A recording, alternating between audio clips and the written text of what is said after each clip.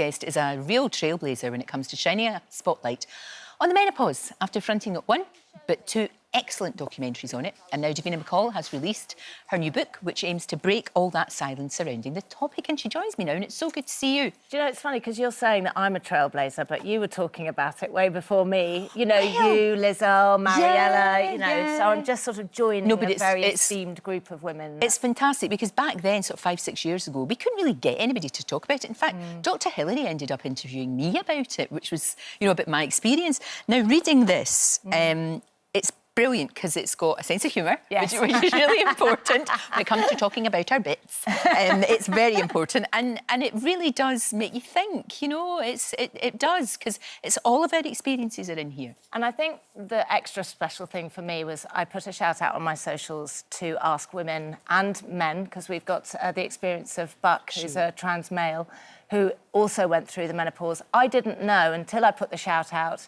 that even happened. So I've learnt a lot writing this book.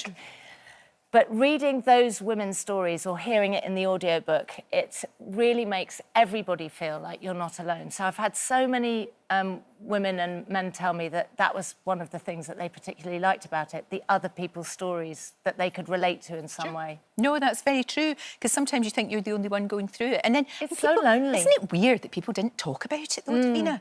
Well, I think because I felt, and you're a very gregarious, outgoing person, right?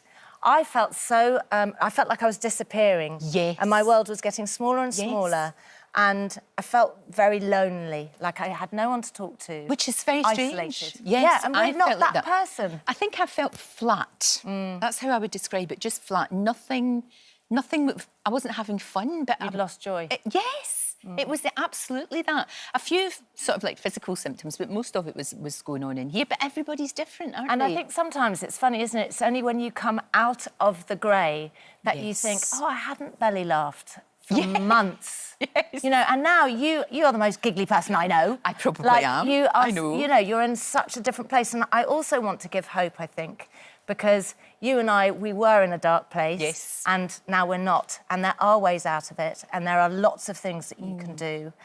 And it can be a fantastic time in your life of freedom. Right. Yeah, if you look at it that way, if you look at the positives rather than the negatives, because we do tend to focus on all the negatives, you know, the symptoms that we've heard of. But actually, it's very freeing. It is very liberating, you're right. It does, it makes life better. And it's just the next stage. It's the next stage, exactly. And I think, you know, when you've got little kids, or you're in a job and you're trying to kind of get up the ladder or whatever, you turn into a very responsible person. Yes. And when you get older and your kids are grown up, you think, oh, I don't have to be responsible anymore. And then it's like, ooh, naughty Lorraine and naughty Davina are going to go out. Yes. Ooh, exciting. I know, so and that's when your kids go, Mother. Yeah. But it's great, really, isn't it? It's fantastic. I love it. I absolutely do. You seem real happy. You're in a good phase of your life. You're having an absolute blast. The masked singer and the masked dancer. So how are you supposed to guess the dancer? How can you? Otie's very annoying.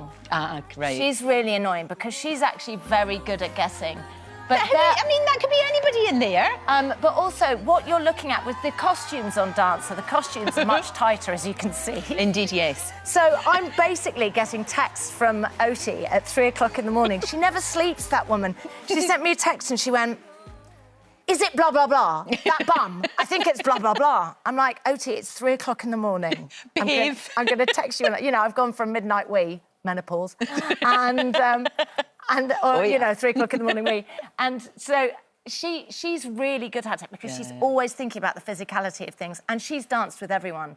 And so many people have been on Strictly. Right. That she would recognise anybody that was a dancer on there. But me, I'm like, me and Peter Crouch, it's like the blind leading the blind. And then you've got Jonathan, who literally has met everyone in the world. Indeed. So he probably has an idea of the way that they walk and the way that they put themselves. But also, Jonathan's extremely good with the clues.